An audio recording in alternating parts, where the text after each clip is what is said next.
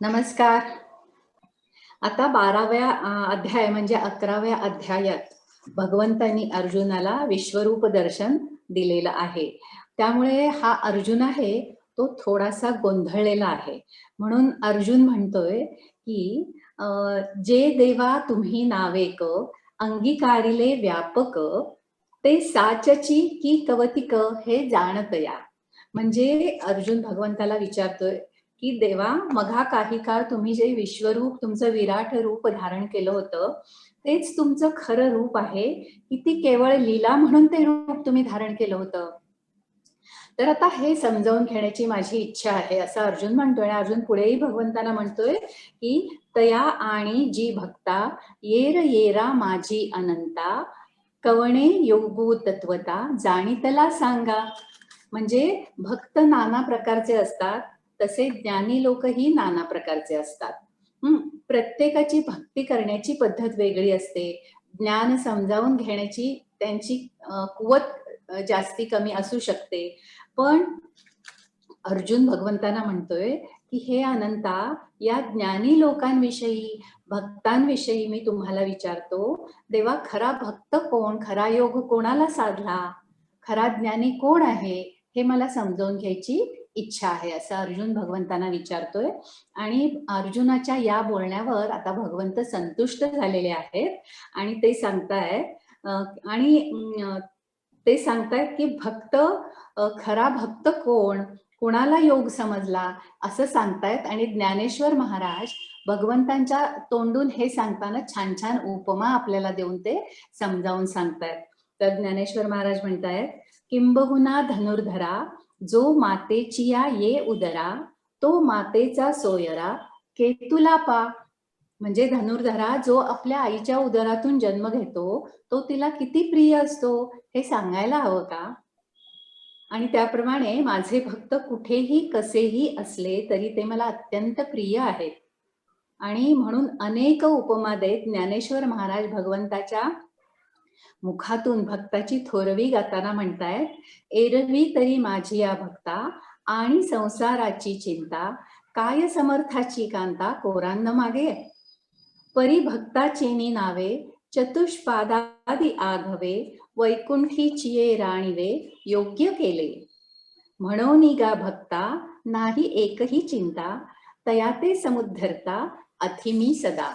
आता भगवंत असं म्हणतायत, की म्हणजे माऊली भगवंताच्या मुखातून असं म्हणतायत, "माझ्या भक्तांना संसाराची चिंता असण्याचं काहीच कारण नाहीये. श्रीमंत पतीची पत्नी कधी कोरांना म्हणजे भीक मागेल का? माझे भक्त हे माझे कुटुंबीय आहेत आणि त्यांची जबाबदारी पूर्ण माझी आहे.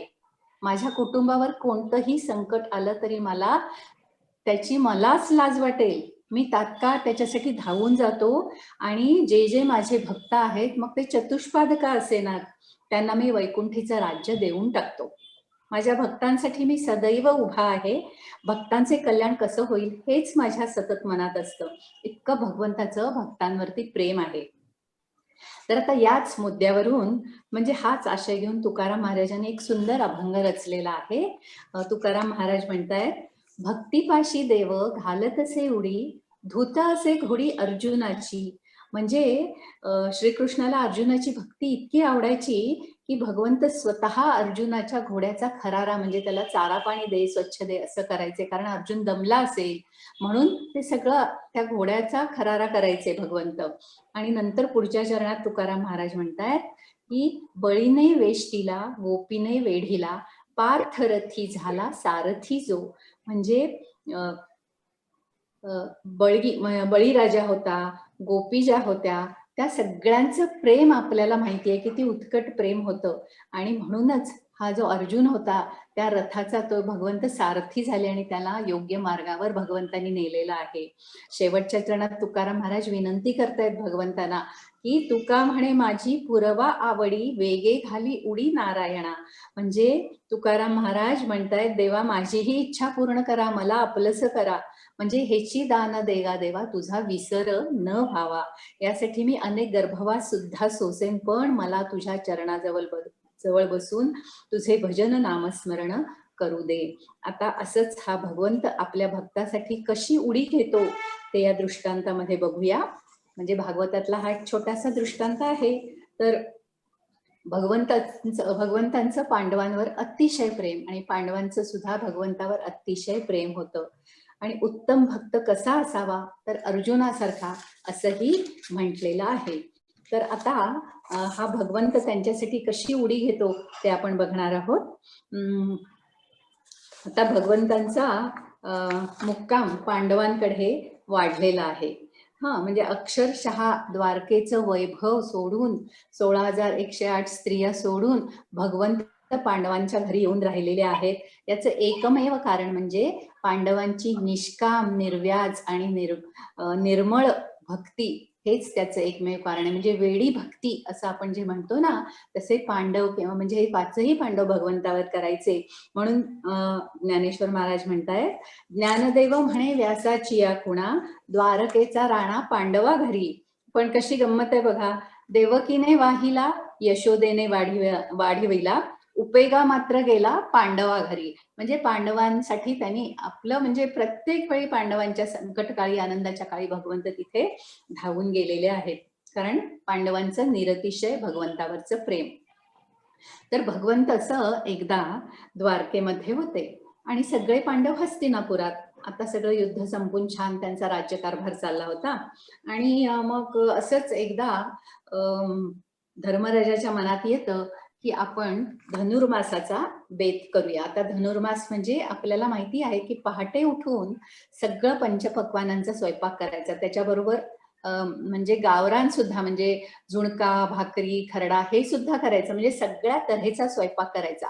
तो सूर्यनारायणाला नैवेद्य दाखवायचा. नंतर सगळ्या कुटुंबियांनी मिळून आनंदाने त्याचं सेवन करायचं. असं ह्याला धनुर्मास किंवा झुंझुरमास असं म्हणतात. तर असं धर्मराजाला मनात येतं की आपण आता धनुर्मासाचा बेत करूया. आणि मग पण धर्मराजाच्या मनात येतं की म्हणजे आता आज हा बेत ठरला आणि उद्या सकाळी करायचं, सगळ्यांच्या मताप्रमाणे उद्या सकाळी करायचं असं ठरलं. पण धर्मराजाच्या मनामध्ये येतं की उद्या सकाळी आपल्याबरोबर भगवंत असायला हवे होते. म्हणून तो विचार करतोय, पंगतीला येतील का भगवंत, पंगतीला येतील का भगवंत. कारण आपल्याला काहीतरी आपण चांगलं चुंगलं केलं की आपली प्रेमाची मुलगी किंवा मुलगा असेल तर त्याला द्यावं, त्यांनी सुद्धा खावं असं आपल्याला वाटतं. तसं धर्मराजांना वाटायला लागतं आपण एवढं सगळं करतो तर भगवंत असायला हवे होते. म्हणून त्याला अगदी सारखं मनातून असं वाईट वाटायला लागतं. आणि मग तो काय करतो, कारण आता उद्या सकाळचा बेत आहे, हे हस्तिनापुरात भगवंत द्वारकेमध्ये एका रात्रीत कसं येणार असा सुद्धा तो विचार करायला लागतो. पण त्याला काही चैन पडत नाही.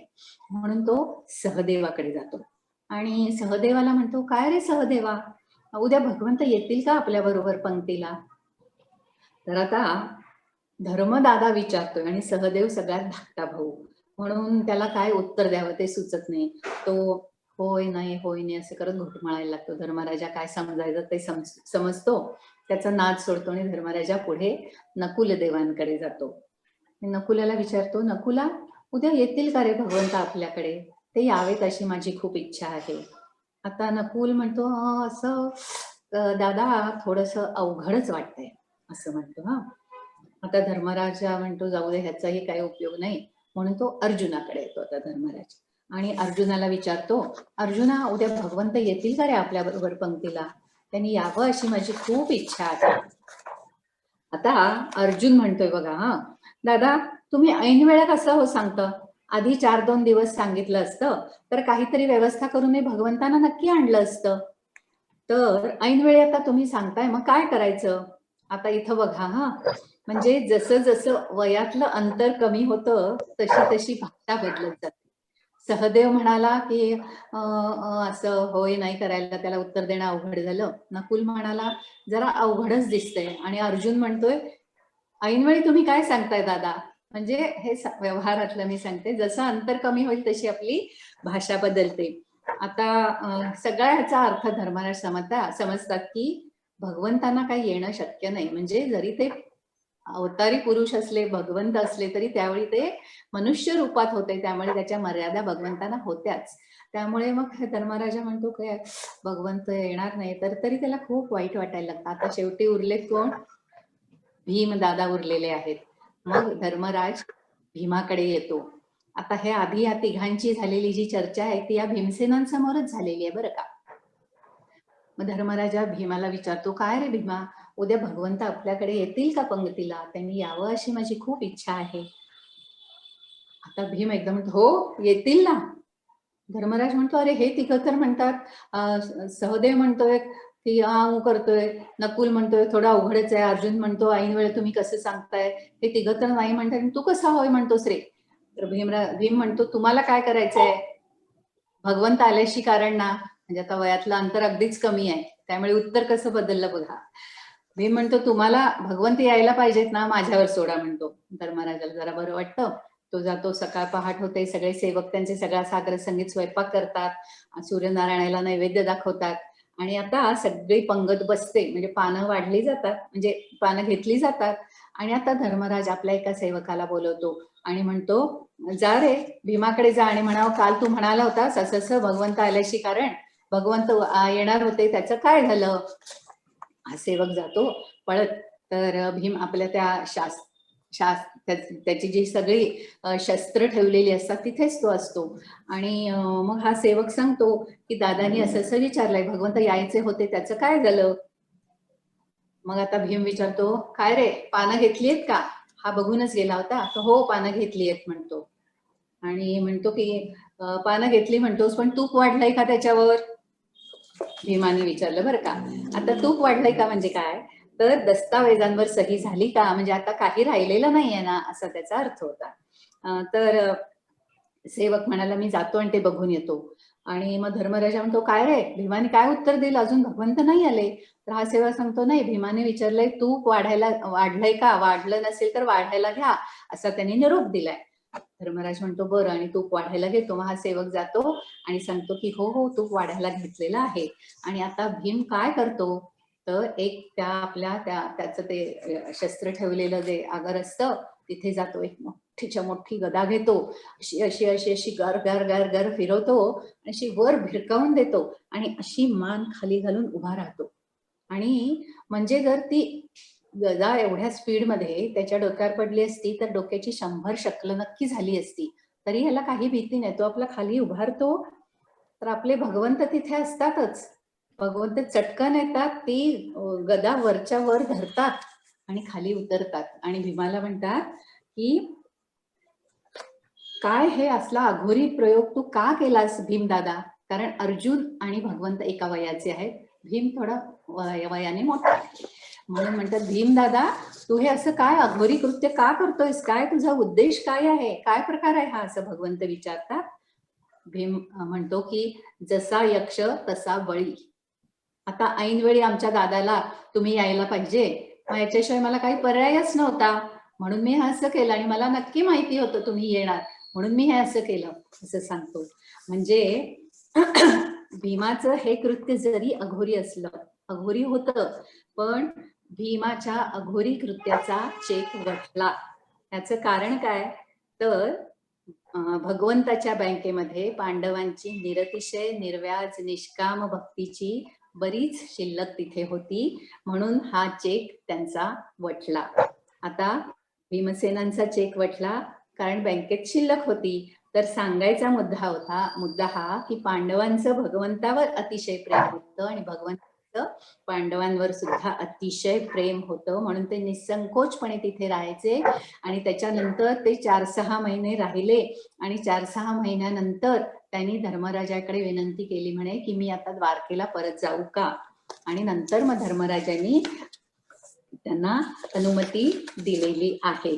तर आता हे सांगायचं म्हणजे, एवढी आपण जर भगवंतावर भक्ती केली तर आपल्या कुठल्याही क्षणी भगवंत धावून येतोच.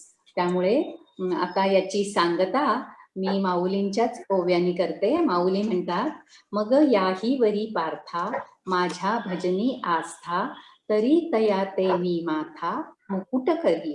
म्हणजे जे माझे भक्त आहेत त्यांच्यासाठी मी देह धारण करतो, त्याला पाहतो, नमस्कार करतो, हातातील कमळाने त्याची पूजा करतो आणि आमच्या डोक्यावरचा त्याला मुकुटही करतो. इतकं भक्ताचं उच्चस्थान भगवंताच्या दृष्टीने आहे. पुढे भगवंत म्हणतात की आमच्या 2 हातावर आणखी 2 हात धारण करून आम्ही भक्तांना आलिंगन देण्यासाठी पुढे जातो. तर आता भगवंताचे 2 हात नाहीत, पण निदान एका बोटाचं नुसतं पॉइंट जरी आमच्यापर्यंत येण्या इतपत आपली पात्रता झाली पाहिजे असं मला वाटतंय. तर आपलं जीवन नक्कीच सक्षम समर्थ होईल. पण अशी भक्ती म्हणजे एवढंच जरी यावी तरी आपल्याकडे यावं असं इच्छा आहे. त्यामुळे अशी भक्ती आपल्या हातून घडावी आणि तशी बुद्धी त्या भगवंताने आपल्याला द्यावी, ही त्या भगवंताकडे प्रार्थना करते. आणि आपण भक्ती करतो म्हणजे काय, आता एक 2च मिनिटं. आपण भक्ती करतो म्हणजे काय, आपण खरे देवभक्त नाहीच आहोत. आम्ही आहोत ते खरे विषयाचे भक्त आहोत. फक्त विषय आपल्या कुवतीनुसार प्रयत्न करून मिळत नाहीत. म्हणून आमच्या आपल्या विषयरूपी पेटीच्या कुलपाची चावी म्हणून आपण खरं म्हणजे भगवंताकडे बघत असतो. पण सगळे संत काय करतात, पांडव काय, हे लोक खरोखरच निष्काम आहेत. कसलीही अपेक्षा न करता देवाची भक्ती करतात. निष्काम निश्चळ विठ्ठली विश्वास असे हे असतात. तर असे हे भक्त देवाला प्रिय असतात. आता फक्त शेवटचं 2 मिनिट आहे.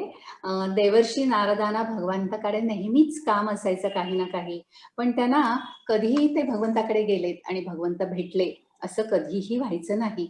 एकदा वैतागून देवर्षी भगवंतांना म्हणतात, काय हो देवा, तुमच्याकडे आम्हाला इतकी कामं असतात आणि आपण एका ठिकाणी कधीही सापडत नाही. आम्ही किती पायपीट करायची तुमच्यासाठी, जिथं जावं तिथं हेच उत्तर. आत्ता इथं होते भगवंत, कुठे गेले माहिती नाहीत, कधी येणार माहिती नाहीत, असं आम्हाला होतंय. तर भगवंत आम्ही काय करायचं?